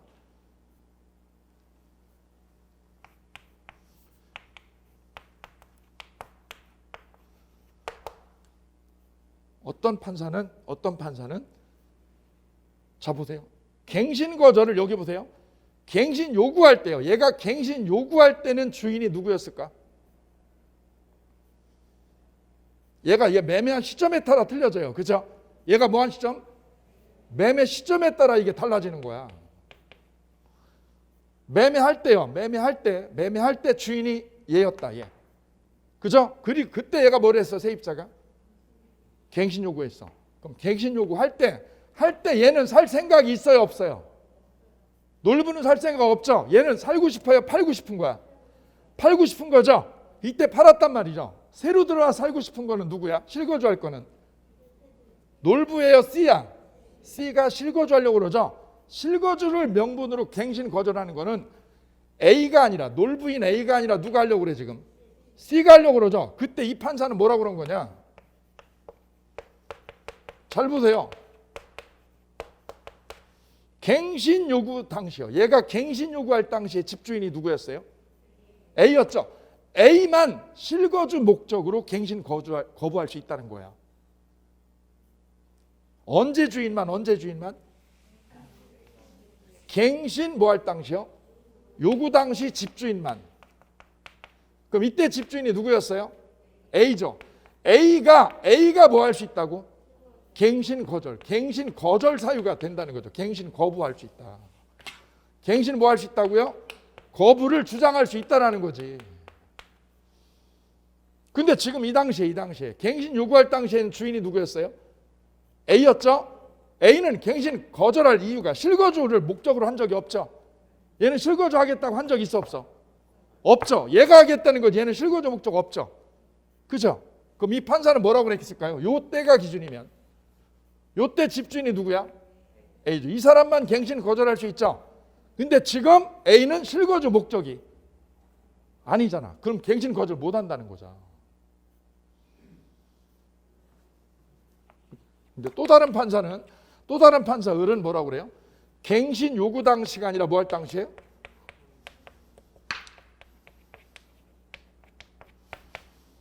뭐 할 당시 주인? 그럼 누구야? 이 사람은 이 어떤 판사는 이거죠. 이 당시의 주인. 소유권 뭐 할 때? 이전할 때. 이전할 때 주인이 누구였어요? 이 사람이 갱신을 거절할 수 있다는 거예요. A는 안 되고. 이게 견해가 두 개가 나오는 거지. 그래서 우리 현재 판례도 두 개가 상충하고 있어요. 어떤 판사는 이렇게 판단하고 어떤 판사는 이렇게 판단하고 있어요. 그럼 이거 해결은 궁극적으로 어디로 가요? 해결은 결국 대법원에서요. 대법원에서. 어디서 판단을 하게 돼요? 대법원 판례로요. 대법원 판례로 둘 중에 하나를 정리를 하게 되는 거지. 아직 대법원 판례가 안 나왔어요. 안 나왔어. 이건 최종적인 정리가 안 된 거죠, 지금. 이 판결이나 이 판결 중에서 내가 패소해서 졌다. 그러면 어디로 소송을 다시 하면 될까요? 대법원으로 소송하는 거지. 거기 가서 최종적으로 판결 받아보자 이거지. 그래서 이 갱신요구권 아직 정리가 덜 됐어요. 법 조문에는 그냥 뭐라고만 돼 있어요? 임차인이 갱신 요구를 하면 임대인은 뭐예요? 이런 사유가 있으면 뭐 할 수 있어요? 거절할 수 있죠. 그때 갱신 거절을 누가 하느냐가 구체적으로 정확히 안 돼 있다고. 그건 뭘로 판단해요? 대법원 판결로.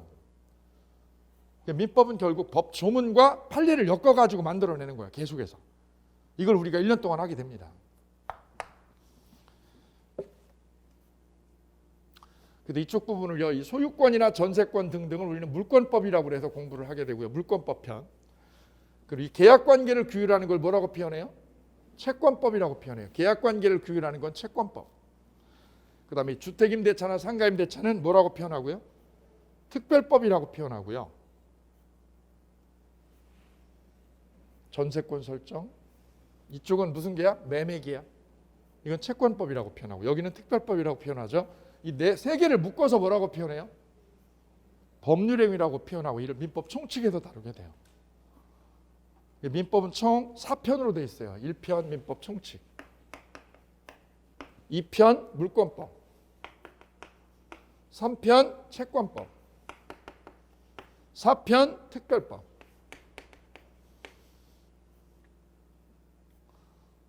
네 개 파트로 이렇게 구성이 되게 됩니다. 근데 제일 어려운 데가 어디냐? 이쪽이에요. 왜냐하면 이 법률행위라는 이 민법 총칙은 물권이나 채권이나 특별법을 이해가 돼야 이 총칙이 뻥 뚫리거든요. 그래서 총칙이 제일 어려워요. 공부할 때는. 어디를 이해해야 되기 때문에 논리적으로. 채권이나 물권 이해가 돼야 여기가 열리거든요. 그래서 저는 전략적으로 이쪽을 먼저 할 거예요. 시작을. 여기를 하고 맨 나중에 여기로 올 거예요. 맨 나중에. 이쪽을 먼저 하고 그 다음에 여기 특별법 하고 그 다음에 이쪽으로 올 거예요. 그럼 쉬워져요. 여기가 굉장히 쉬워져요. 전략적으로. 작년에도 그랬고요. 예. 일부 사이트에 선생님도 저하고 같이 전개하는 분들이 계세요. 아니 쌤 그래도 책 순서는 여기부터 나오는데 여기부터 하면 이해를 못해 아예. 민법 자체 이해가 안 돼요. 여기는 뭐를 알아야 뚫린다고요? 채권법이나 물권법을 알아야 뚫리는데요. 순서가 여기를 먼저 하는 게 아니에요. 원래 진정한 순서는 민법의 출발은 이 계약이야. 계약 채권법입니다. 채권법을 먼저 하고 민총을 보는 거야. 책 순서가 민총 앞에 있다고 해도 먼저 보는 게 아니라 뭐 무조건 어느 게 정답은 없지만 훨씬 더 이쪽을 보고 보시면 쉽다는 거죠. 여기를 보고 일로 오면 굉장히 쉽고 부드럽고 이해가 잘 돼요. 근데 처음부터 여기로 오신다 그럼 90% 이해 안 된다고 그래요. 이거 도대체 못 알아먹겠어 이런 얘기를 하는 거야. 왜냐? 여기 있는 내용을 갖다 차용해서 쓰기 때문에 그래요. 우리는 전략적으로 저는 제 강의를 듣는 수험생들은 이쪽을 먼저 하고 갑니다. 그럼 굉장히 여기가 쉽고 부드러워져요. 그런 이점 때문에 여기를 먼저 하게 됩니다. 이해되셨나요? 네. 민법은 총 몇 편으로 구성되어 있어요? 4편으로요. 4편으로. 출제 분야도 다 나눠져 있습니다. 민법의 체계가 이렇게 구성되어 있다는 거 말씀을 방금 드렸어요. 시험 문제는 총칙이 10문제, 물권법 14문제 제일 많아요. 채권법, 계약법을 채권법이라고 하거든요. 여기 10문제, 마지막 특별법 6문제. 총 40문제죠. 네, 분야별로 이렇게 골고루 출제가 됩니다. 그리고 강의는 이렇게 나눠가지고 진행할 거예요. 총칙에서 특별법까지 나눠서 진행하는데 기본이론에서 13강을 합니다. 기본이론에서. 심화이론에서는 5개만요. 5개만 하게 될 거예요. 나눠가지고. 그 다음 물권법을 보시면 기본이론에서 18강을 하게 될 거예요. 18강을. 심화이론에서는 4개만요. 4개만 하게 될 거예요. 심화이론이 확 줄였어요. 그죠? 엄청 줄여놨어요. 그 다음 채권법이죠. 계약법을 채권법이라고 하는데 기본이론 12강, 심화이론에서는 3강만 하게 됩니다. 확 줄여가지고. 특별법 보실까요? 특별법 8강으로 되어 있습니다. 기본이론. 그 다음에 심화이론은 3강으로 되어 있어요. 어디가 압도적으로 많아요? 기본이론이 많죠. 이때 심화이론 할 때 여기 양이 적죠. 이때 기출문제 해버릴 거예요. 기출문제를 이때 연결해서 같이 정리해버릴 거예요. 이때가 언제냐면 기본이론을 12월, 1월, 2월 이때 기본이론을 이때 다루게 되거든요. 그 다음에 3월이죠. 3, 4월에 기출문제를 아예 끝내게 해버릴 겁니다. 네, 보통 타사가 한 5월 달에 하거든요. 3월 달에 우리 민법 기출문제 끝내버리겠습니다. 2달 정도 땡겨가지고 정리해버리겠다는 뜻. 그 말은 2차 과목을 할 시간을 많이 열어주기 위해서 전략적으로 이런 선택을 하게 된 거예요.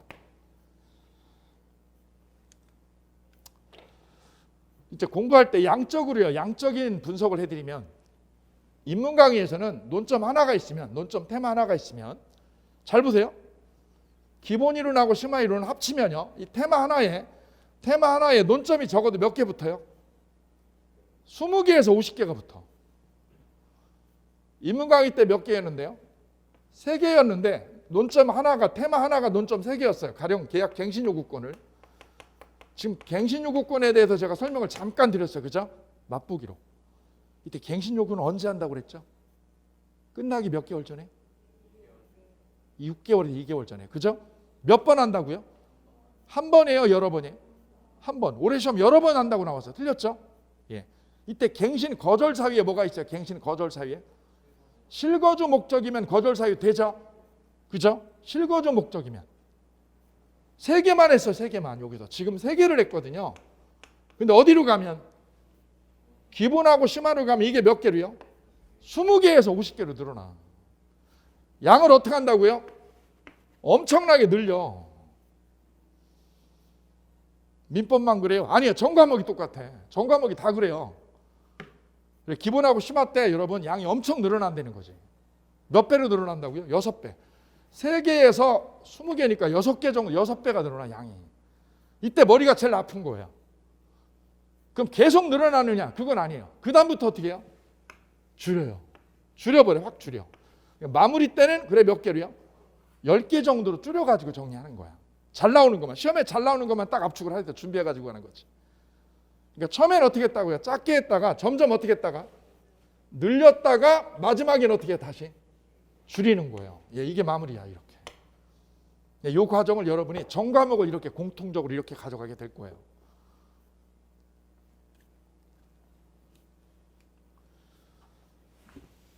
우리의 최종적인 목표점은 합격입니다. 짧은 시간에 효율적으로. 처음 준비하시는 분, 그 다음에 다시 준비하시는 분 이렇게 나눠서 살펴볼 텐데요. 처음 준비하시는 분은 2개월까지요. 2월까지죠. 2월까지가 언제냐면 기본이론 끝날 때죠. 기본이론 끝날 때까지 3과목을요. 3과목을 부숴내는 거죠. 민법, 개론, 공법 3과목이죠. 이 3과목만 떼면 이 시험을 붙는 거예요. 요걸 부수는 거죠. 요거를. 재도전 하시는 분, 예. 이분들이 사실은 더 힘들거든요. 봤던 거를 또 봐야 되니까 힘들어.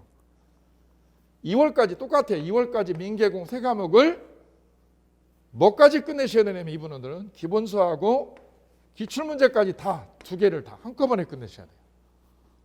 양적으로 훨씬 더 세게 했어요. 기출문제까지 떼셔야 돼요.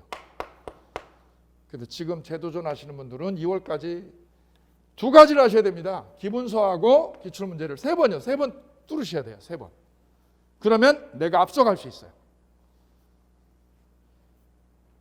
이쪽 분들하고 달라. 여기는 이론 전개가 중점이고 여기는 기출문제까지 연계해서 정리합니다. 연계해서. 훨씬 더 단단하게 각오를 하셔가지고 출발하시면 되겠습니다. 그래서 지금부터 2월까지죠. 2월까지가 승부처라고 생각하시면 돼요. 이때까지. 정말 세게 달리셔야 돼요. 세게. 그래야 경쟁력에 대해 이겨낼 수 있습니다. 그때 가장 중요한 포인트가 3과목이에요. 민계공을요. 민법, 개론, 공법을 3번 이상입니다. 3회.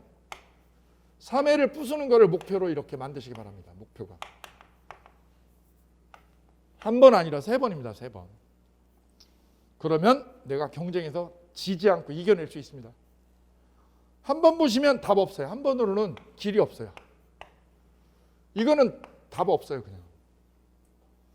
무조건 3번 이상 올라가셔야 돼요. 3번 이상.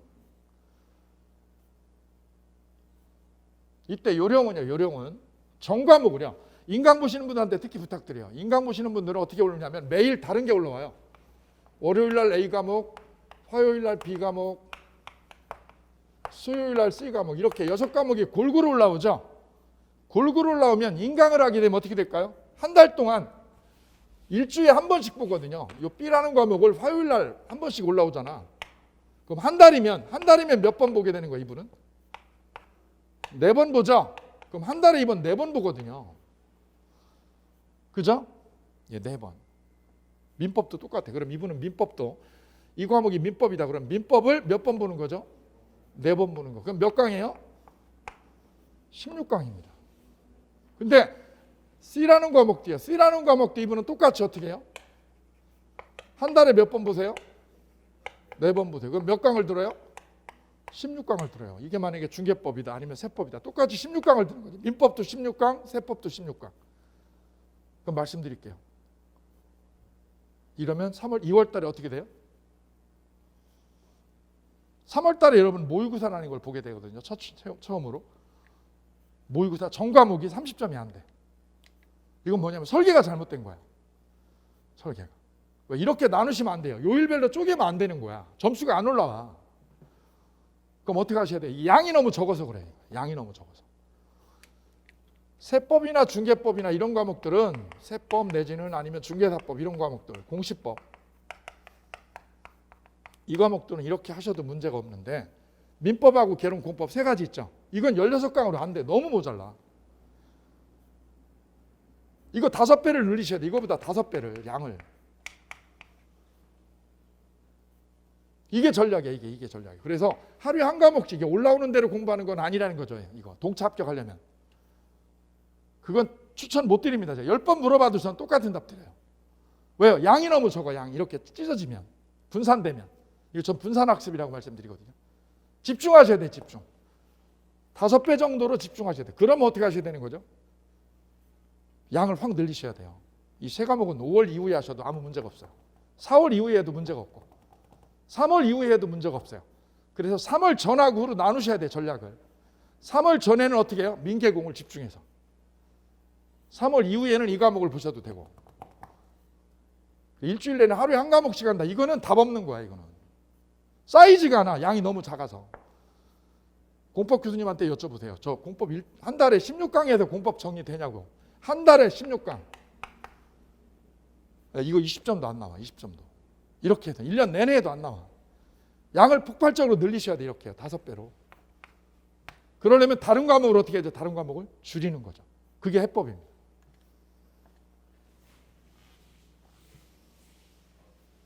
여섯 과목을 똑같이 시간 안배한다. 이거는 무모한 전략이야. 나누셔야 돼요. 집중하시고 선택하셔야 됩니다. 집중하고 선택.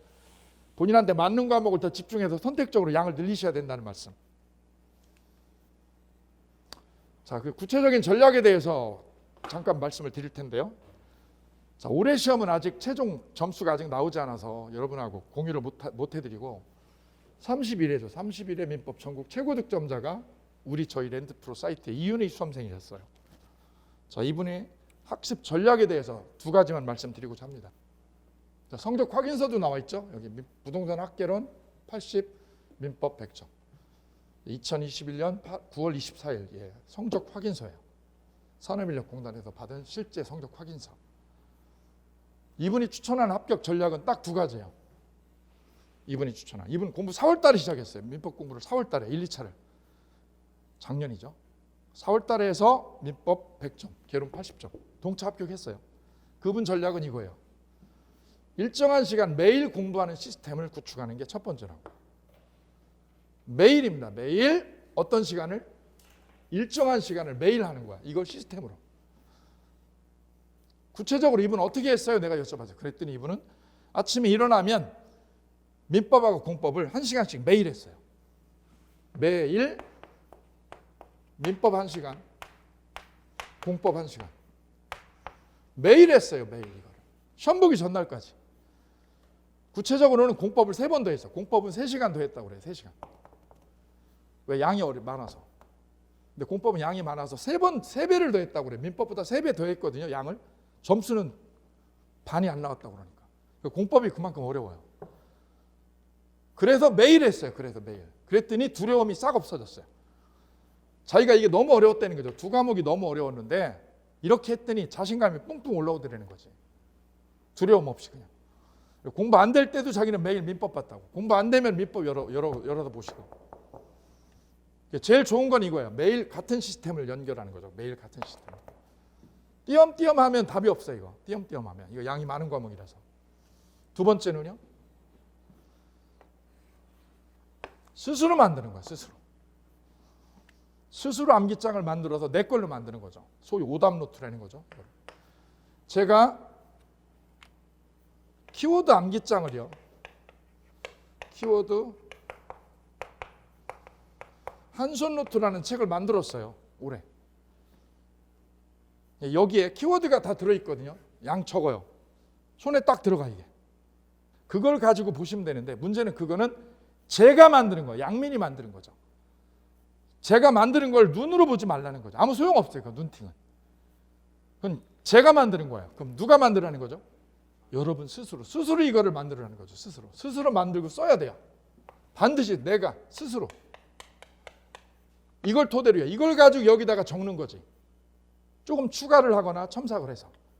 이걸 여러분이 하는 게 제일 중요합니다. 여러분이. 그러면 자신감이 뿡뿡 올라가요. 오답 노트도 저절로 만들어지고. 제일 추천드리는 건 2가지 전략입니다. 이분이 한 말씀 중에 가장 귀담아 들어야 될 부분은 2가지입니다. 유튜브에도 올라와 있어요. 이윤의 합격 수기 보시면 유튜브에 올라와 있습니다. 많은 분이 참여해서 함께 보시고 계시고요. 이 2가지입니다. 핵심. 물론 뭐 공부 방법에 왕도는 없다고 그래요. 사람마다 환경에 따라 다 다르거든요. 다 다르지만 그래도 가장 보편적인 전략을 추구하자면 가장 추천하는 전략 그럼 이 2가지. 이걸 유념해 주시면 좋으시겠고요. 저 양민의 강의가 저는 최고의 강의로 기억되기를 원하지 않습니다. 다만 이 3가지 점에서 독창적으로 여러분 머릿속에 각인되기를 바람하지 않습니다. 첫 번째는요. 모방 불가의 이해 사례 2가지가 중점인 강의입니다. 대부분의 민법 강의를 어렵다고 수험생들이 말씀을 하고 계시거든요. 그 이유는 아까 보신 것처럼 판결문하고 법조문을 그대로 수험생들한테 전달하기 때문이에요. 그대로 전달하다 보니 판결문도 어렵고 법조문도 딱딱하고 어려워요. 굉장히 드라이해요. 제가 가지고 있는 특장점은 독보적인 거라면 바로 이해하고 사례를 여러분한테 쉽게 풀어내는데 제 노하우가 있습니다. 쉽게 만들어드리고 쉽게 여러분 머릿속에 넣어드릴 거예요. 그래야 어떤 장점이 있냐면 이 암기를 줄일 수 있어요. 여러분 최종적으로 1년 동안 암기해야 될 분량이 어느 정도 되는지 아세요 혹시? 각 과목별로 제가 소개를 해드릴게요. 기본서라는 게 있죠. 기본서가 몇 권 나와요? 6권 나와요. 6권. 다 나와 이게 기본서가. 그렇죠? 그리고 뭐가 나와요? 문제집이 또 나와. 문제집이 몇 권 나와요? 6권 또 나와. 몇 권 만들어졌어요? 12권이 딱 나와 있어요. 그리고 기출문제집이 또 있어요. 기출문제집이. 몇 권이요? 6권이. 몇 권 되셨어요? 18권. 그죠? 그 다음에 요약집이라는 게 나와요. 각 과목별로 핵심 요약집이. 몇 권 나와요? 6권. 그래서 1년에 여러분이 암기해야 될 총 분량은 24권입니다. 24권을 암기하고 시험장에 가는 거예요. 그걸 얼마 동안이요? 10년 동안 하면 되는데 그걸 얼마 동안? 문제는 이거죠. 1년 동안 몇 권을? 24권을 암기해야 됩니다. 이거를. 이게 양이 어마무시하게 많은 거야. 핵심은 이거야. 중개다 공부의 핵심은 이거야. 24권이라는 거야. 모든 사이트가 똑같아요. 우리나라에 있는 모든 중개다 사이트는 똑같아요. 24권을 깔고 있어. 프로그램으로. 양이 많은 거예요. 너무 많은 거예요. 한 권을 한 달 동안 외울 수 있을까요? 못 외워요. 솔직히 말씀드리면. 연예인들이 그 대본 있잖아요. 머리 터지게 외워도 못 외우거든요. 한 권은. 그나마 그분들은 돈이 앞에 있으니까 막 외우는 거지. 돈이 있잖아, 돈이. 우리는 돈이 바로 있어요? 1년 뒤에 있어요? 1년 뒤에 우리는 돈이 기다리거든요. 그죠? 제 수험생이 저희 사이트에서 2년 전에 강의를 듣고 공부를 하셔서 합격하시고 바로 창업을 하셨어요. 근데 전 놀라운 얘기를 들었는데 올해 시험 보는 날 그분하고 제 아는 분하고 이렇게 통화하는 내용을 옆에서 들었는데 그분이 1년 동안 한 계약서 총액이 젊은 친구거든요. 30대 초반이야, 남자분. 창업을 했어요. 1년 만에. 여기서 듣고. 총액이요. 중개금 총액이 얼마 정도 되느냐면 저도 깜짝 놀랐거든요. 1년이면 어느 정도 중개금액을 할까요? 중개계약서를. 300억을 썼어요. 1년에 300억. 나이도 많잖아. 수수료는 그럼 어느 정도예요? 계산되시죠? 예. 1% 하면은 3억이고요. 5% 하면은 0.5% 하면은 1억 5천이에요. 거꾸로 한번 환산해 볼까요? 중개업자가 중개업 시작을 해서 중간에 특별한 일이 없으면 망하지 않잖아요. 그럼 중개를 언제까지 하시나요? 정년이 없어요. 그렇죠? 앞으로 50년을 더 한다고 치면 그분의 총 계약 금액은 50년이면 얼마 정도 되는 건가요? 1조 5천억이에요. 엄청난 양이에요. 저도 깜짝 놀랐어요. 그분 계약 금액을 보고 환산해 보니까 이런 일을 하게 되는 거예요. 앞으로. 그래서 전문성을 필요로 하는 분야 중에 하나입니다. 공부하셔야 돼요. 그분 내용 중에 300억짜리 건물, 300억이 아니라 30억짜리, 50억짜리 매물은 너무 많았다는 거죠. 큰 거 하나가 150억짜리 물건이 하나 있었다는 거죠. 그거 공부 안 하시면 계약서 못 쓰세요. 쓰러 오시라고 해도 못 써요. 떨어져 못 써. 얼떨결에 찍어가지고 되시면 계약서 못 쓰세요. 건물주나 이쪽에서 요구하는 게 엄청 타이트하거든요. 아주 세게 요구하거든. 계약서 못 쓰세요. 얼렁뚱땅 되면. 저는 제도전 하시거나 이런 분들이 나쁘지만은 않다는 거죠. 물론 시간에 있어서는 많이 손해를 보시지만 공부량이나 이해 측면에도 더 폭이 넓어지거든요. 제도전 하시는 분들. 그게 나쁜 것만 아니라는 거지. 우리 공부하는 양 그리고 앞으로 따셔가지고 일하는 양을 보시면 굉장히 많은 길이 열려 있다는 거죠. 근데 그 많은 거를 이렇게 암기를 해가지고요. 1년에 이렇게 암기해가지고는 돌파할 수 없어요. 제가 이해를 많이 해야 되겠다라고 여기에 주안점을 두는 이유는 이거예요. 이해하고 사례를 최대한 끌어내는데 시간을 많이 씁니다. 그 이유는 암기를 제대로 하려면 이해가 확실하셔야 돼요. 이해가 많이 되면 암기량은 줄어들어요.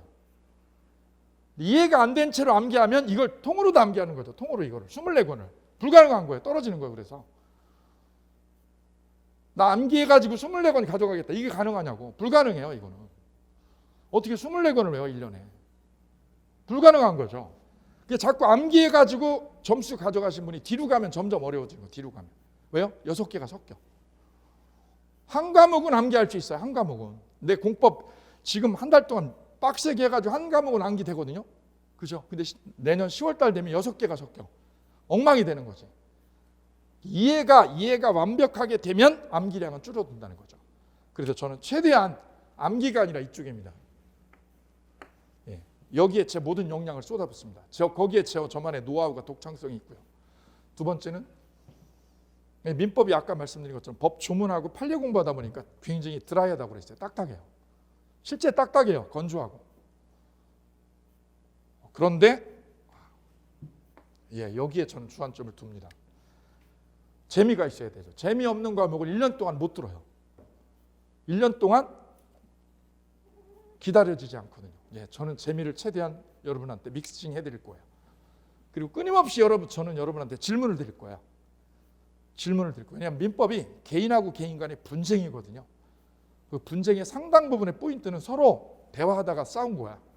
내 요구를 네가 안 들어주잖아. 이런 거거든요. 저는 그래 끊임없이 질문할 거예요. 여러분한테. 대화를 요구할 거예요. 대화를. 보통 강사님들이 일방적으로 혼자 떠들고 가거든요. 저는 끊임없이 질문할 거예요. 계속해서. 지금 조신 분 못 줄 거예요. 다음 시간에는. 왜요? 계속 질문할 거예요. 얼굴 빨개질 정도로 계속 제가 질문 들어갈 거예요. 그래야 민법이 내 머릿속에서 녹아내리고 이해가 되거든요. 암기가 아니라. 예, 저는 이 부분을 추구합니다. 이 부분. 그래서 세 번째, 이 두 가지가 뒷받침되면 핵심에 가장 쉽게 명쾌하게 도달할 수 있다는 거죠. 예, 이 세 가지가 저만의 독창성이라고 저는 말씀을 드립니다. 기초인문 마지막에 즈음에도 제가 여러분에게 함께 나누고 싶은 마음의 글을 하나 준비해봤습니다. 시 제목은 동행이라는 거고요. 이수동 씨가 써낸 글입니다. 꽃 같은 그대, 나무 같은 나를 믿고 길을 나서자. 그대는 꽃이라서 10년이면 10번 변하겠지만 나는 나무 같아서 내 속에 둥근 나이테로만 남기고 말겠다. 타는 가슴이야 내가 알아서 할 테니 길 가는 동안 내가 지치지 않게 그대의 꽃향기 잃지 않으면 고맙겠다. 아마도요, 공부를 하시다 보면 이게 장기 공부하는 거라서 많이 흔들릴 거예요. 여기 시에 보면 10년이면 10번 변하겠다라고 했지만 실제 여러분은 아마도 1000번 이상 마음이 변할 거예요. 이걸 해야 되나 말아야 되나, 포기를 해야 되나 말아야 되나, 이렇게 해야 되나 저렇게 해야 되나, 수도 없이 변하고 흔들릴 거거든요. 그래도 꿋꿋이 포기하지 않고 열정만 가지고 오시면 되겠습니다. 아마 정말 속 타고 가슴 타는 거는 여러분보다 강사예요. 저분이 포기하면 어떨까 이런 생각을 늘 하거든요. 정말 속 타는 거는 강사거든요. 이 부분은 제가 짊어져야 될 몫이고요. 책무거든요. 이 부분은 제가 기꺼이 감당할 터이니까 여러분께서는 굳이 부디 꽃향기 하나만 잃지 않으시면 좋겠습니다. 꽃향기와 더불어서 열정하고 끈기 두 가지만 잃지 않으시고 꾸준히 저하고 함께 해주신다면 여러분 합격할 때까지 제가 여러분을 즐거운 동행이 되도록 함께 하고자 합니다. 여러분의 즐겁고 편안한 동행을 저 양민이 응원하고 함께 하고자 합니다. 감사합니다.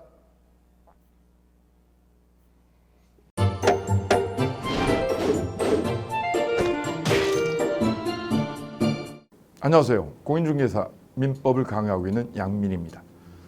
자, 제가 준비한 거는 공인중개사 자료를 쉽게 다운받는 꿀팁을 준비해 보았습니다. 자, 공인중개사를 공부하다 보면 방대한 양의 자료를 접하게 됩니다. 하지만 그것을 일일이 다 출력을 하시거나 보관을 하는 데는 불편함이 따르죠. 이를 해소하기 위해서 핸드폰을 쉽게 활용할 수 있는 꿀팁을 준비했습니다. 네이버 밴드라는 어플을 통해 필요한 자료들을 보거나 다운받을 수 있습니다. 이 네이버 밴드를 활용하는 방법을 하나씩 알려드리도록 하겠습니다. 1단계, 네이버 밴드라는 어플을 다운받습니다. 가장 먼저 안드로이드 버전은 플레이 스토어를 클릭하시면 되겠습니다.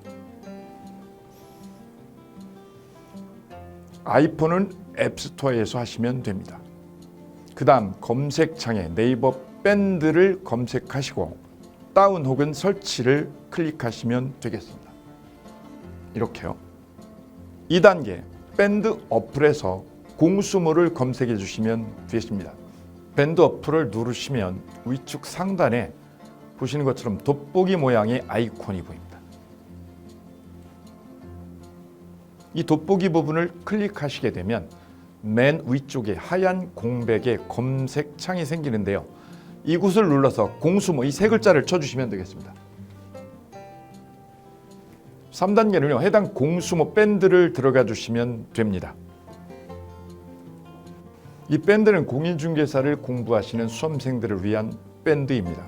수험생들을 위한 시험 정보나 자료가 업로드되어 있어서 공부를 할 때 활용할 수 있는 밴드입니다. 보시는 것과 같이 강의와 관련된 공지사항이나 최신 자료가 다양하게 제공되고 있습니다.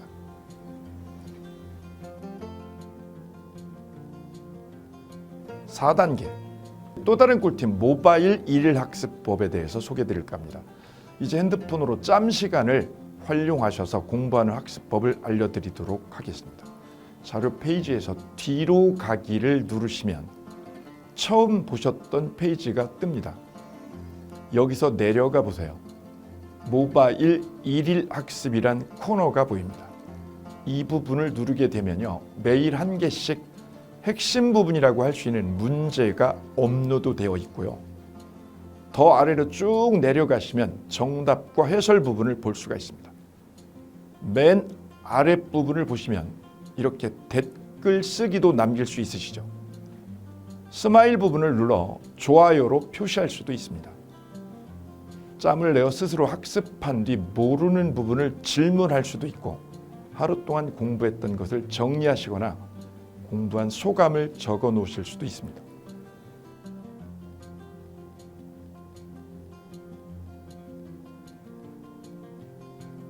지금까지의 과정과 같이 공수모 밴드에 가입하신다면 다채롭게 업데이트되는 양질의 최근 자료들을 접하시고 활용할 수 있습니다.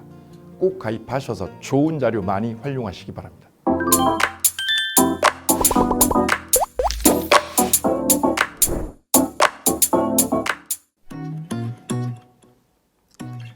자, 안녕하십니까. 자, 이번에는 부동산 실무, 일반인들이 어떤 도움을 받기 위한 관련된 밴드에 대해서 소개를 시켜드릴 건데요. 일단은 검색창에다가 365 부스라고 치시면 돼요. 365 부스인데 365일 부동산 스터디라는 밴드예요. 네이버 밴드인데 365 부동산 스터디라는 밴드 일단 클릭하시면 현재는 이제 4만 명 정도 되는 밴드인데요. 우리가 일반인들이 어떤 부동산 정보를 습득하는 데 있어서 이 정보를 얻기가 되게 쉽지가 않습니다. 내가 어딘가를 찾아본다고 해서 잘 찾을 수 있는 것도 아니고, 어떤 전문가들이 하는 말들이 이 친밀성이 있는 건지 아닌지에 대해서도 우리가 잘 믿을 수가 없는 거기 때문에 그런 정보를 그래도 좀 손쉽게 찾아볼 수 있게끔 저희 이제 이 밴드에 구성된 전문가들이 정보를 좀 제공해 주는 거기 때문에 아마 유용하게 활용할 수 있을 거고요. 내가 부동산 중에 토지를 좀 알고 싶다, 또는 상가를 좀 알고 싶다, 또는 나는 내 집 마련을 위해서 청약이 좀 궁금하다. 근데 그게 솔직히 어디 가서 물어보거나 어떤 정보를 찾기 쉽지 않아서 그것 때문에 만들어진 밴드라고 보시면 돼요. 그래서 365일 내내 부동산을 어떤 공부한다는 취지로 밴드에 들어오셔서 질의응답도 하시고 궁금한 사항에 대해서 예를 들어 문의하시면 저희가 관련된 정보를 또 제공해주는 그런 밴드라고 보시면 되겠습니다. 어떤 밴드냐면 한번 보시면은 지금 현재는 공지사항이 제일 먼저 나올 건데요. 이 공지사항은 기존에 있던 오프라인이 어떤 강좌가 있으면 그 강좌에 관련된 거 세미나라든지 그래서 평소에 이제 우리가 이제 접하지 못했던 강의들 있죠. 이렇게 진행이 된다라는 거 공지를 좀 하는 그런 내용들이고요. 하나 좀 더 올리면 자, 이제 우리 교수님이에요. 교수님 중에 상가 교수님이 최근에 예를 들어서 법이 바뀌었어요. 법이 바뀌게 되면 최근에 바뀐 법이 이러한 바뀐 법이 있으니 중개업을 한다거나 투자를 할 때 좀 유의해서 알아보시면 좋겠습니다라는 거를 올려놓을 거예요. 기존에 올려놓은 자료가 있으면 또 찾아보시면 되는 거니까 이렇게 해서 계속 밴드에서 소식을 받으시면 실전에 굉장히 도움을 많이 받을 거라고 예상합니다. 부동산 관련된 내용 중에서 하나 더 보시면 이제 랜드프로에서 직접 우리 프로그램 만들고 있어요. 그래서 부동산 까발리기, 부동산 부티크 이런 팁이 관련돼서 부동산 팁 있죠. 예를 들어서 청약을 받아야 되냐 말아야 되냐, 지금 강남권 아파트를 투자해야 되냐 말아야 되냐, 이런 정보를 쉽게 여러분들이 접하지 못하기 때문에 그런 관련된 것들을 시대에 맞게 흐름에 맞게 부동산 시장이 이제 요동치면 내가 지금 집을 팔아야 되냐 사야 되냐 그런 것들에 대해서 신속하게 정보를 들을 수 있는 밴드니까 시간이 나실 때마다 자주 들어오시고 저도 자주 들어와서 좋은 정보 남겨드릴 테니까 자주 들어오시기 바랍니다. 저는 부동산 공법하고 부동산 토지 투자를 강의하는 고상철이었습니다. 자주 밴드에서 뵙도록 하겠습니다. 자, 수고하셨습니다.